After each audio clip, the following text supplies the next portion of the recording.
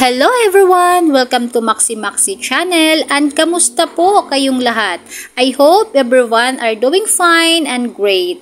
Thank you po sa pagpunta nyo po dito sa aking channel and I assure you po there are lots of exciting videos na mapapanood nyo dito. Thank you so much and please stay tuned.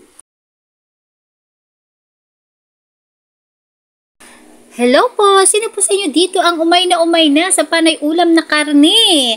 Karning baboy, karning baka, kahit anong klaseng karne. Ayun, umay na po ba kayo? Ngayon mag-isda naman po tayo. Gusto niyo po palit tayo sa akin na yung karne niyo at sa inyo tong isda. Joke. So guys, magpapaksi tayo ngayon dahil namiss kong kumain ng paksi na isda. Lalo na po itong danggit kasi one of my favorite fish po ay danggit. Ayan po. Nakabili po kami ng 1 kilo na itong isdang tagbago or danggit. Ang kalahati po ito, ang half kilo ay pinirito na namin. Ito na ba pong kalahati ay ipapaksiw natin. Ayan po. Simulan na natin ang pagpapaksiw. Hello po for today's video. Ayan po, magpapaksiw po tayo ng isdang tagbago or danggit. Ayan, ang tawag ko po kasi dyan, pagkakalam ko yan po ay tagbago. Pero kapatid na rin po ng danggit yan. Pag marinig ako ng youngest son ko guys, sasabihin nun, Mami, do fish have brother and sisters? Yun, kasi yun.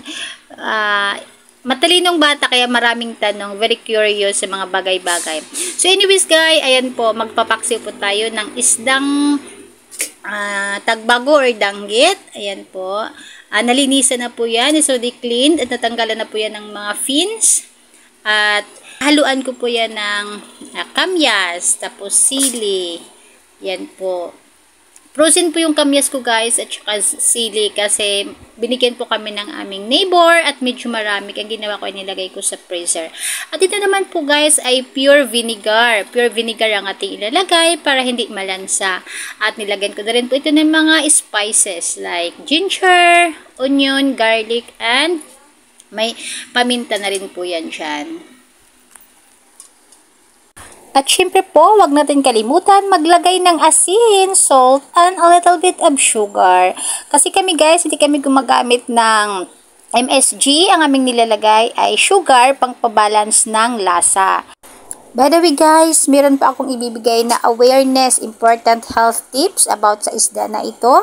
At bago po matapos ang aking video na ito mamaya ay uulitin ko ulit. So guys, ang isdang danggit ay hindi po pwedeng kainin ng may mga nararamdamang sakit or kagagali lang sa sakit dahil ito po ay mabilis makabinat. Ang isda po na ito ay hindi tilog. Yung sa Bisaya pa, pag sinabing hindi tilog, hindi pwedeng kainin ng may naramdamang sakit dahil ito ay nakakabinat. So and I pour on a small amount of cooking oil para po nang sa gano'n na hindi po dry ang ating paksiw. So ayun po guys, pure vinegar lang po ang ating sabaw, walang halong water. Ayan po, ready na po ito na isa lang. Lutuin na natin ang ating paksiw.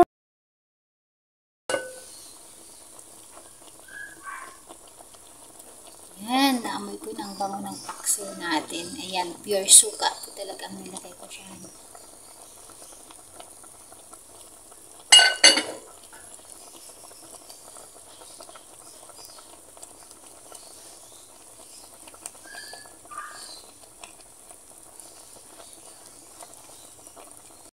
Ayan, i-check na naman po natin ang ating paksiw for the second time around. Ayan, medyo kunti na lang po ang kanyang tubig. Papauntiin pa po natin guys para medyo tuyo siya.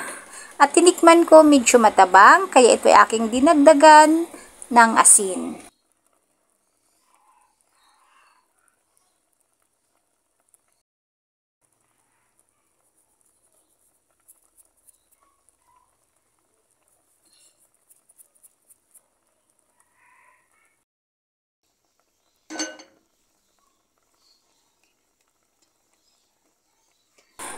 Pangatlong beses na pag-check. Ayan, pwede na to, luto na to. Wag po natin masyadong i-dry yung sabaw para yung mga kids ko, meron silang maibahog sa kanin. Ayan, sakto na po to, atin nang i-off. Sa paksiw po guys, gusto ko po yung medyo matapang ang lasa, yung hindi naman siya matabang, hindi rin maalat. Yan. Para malinamnam. Yan, i-off ko na po guys. At maya-maya, kakain na tayo.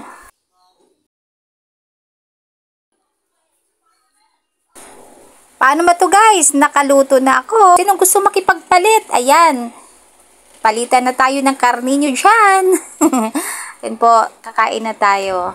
At parang nakakasabik kasi kumain itong paksiw na isda na to. Once again po guys, ako po ulit ay magre-remind na yung may mga nararamdaman pong hindi maganda sa kalusugan ay wag na wag po kayong kumain ng isda na danggit. Okay po? Ayun. I-share ko lang po guys ang experience ko po dito sa danggit na to noon. Nung back 2023, ay nagbakasyon po kami sa Palumpon, Leyte at papunta po kami noon sa Kalangaman Island. Kadaming seafoods po talaga doon. Talagang matatakam kang bumili ng mga seafoods dahil mga fresh po, mga shells, mga isda, ayun. Ayun, may nakita pa ako doon na fresh na danggit. Ayun, bumili ako dahil favorite ko nga. Ayun, niluto namin, ginawa tinulang danggit. Tapos, yung time kasi po na yun ay mayroon pong sugat sa kamay ang aking asawa dahil naglagari po siya ng kahoy doon sa amin. Tapos nagkamali na nasugat ang kanyang kamay. And dahil mainit po ang panahon dahil summer po yun, namaga po yun. Tapos nung napakain ko siya nung danggit, di ko kasi naalala, nakalimutan ko na may sugat siya sa kamay. After niya kumain ng danggit pagagabi, sobrang namaga ang sugat niya. Tapos ang hapdi kumirot. Yun. Pero sa awa ni Lord, nagamot naman yun.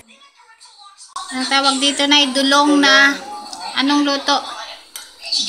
Ginisa yung dulong. Tapos kung gustong magtorta, pwede na dyan kumuha, tapos tuturtahin. Yan. At siya na iluto na, hindi na siya malansa pag iturta, hindi na siya magtutubig. Kasi pag direct po na fresh, ito torta yung dulong, magtutubig po siya tsaka malansa. So, ang ginagawa po ni nanay, iluluto po muna ng ganito, igigisa ng mga spices. Ganyan. Tsaka pwede na rin po itong kainin, kaya nga nilagay ko na siya dito sa mesa dahil pwede na rin po siyang iulam. Tapos kung gustong magtorta in the other day, yan, pwede na po magtorta dyan. Yan.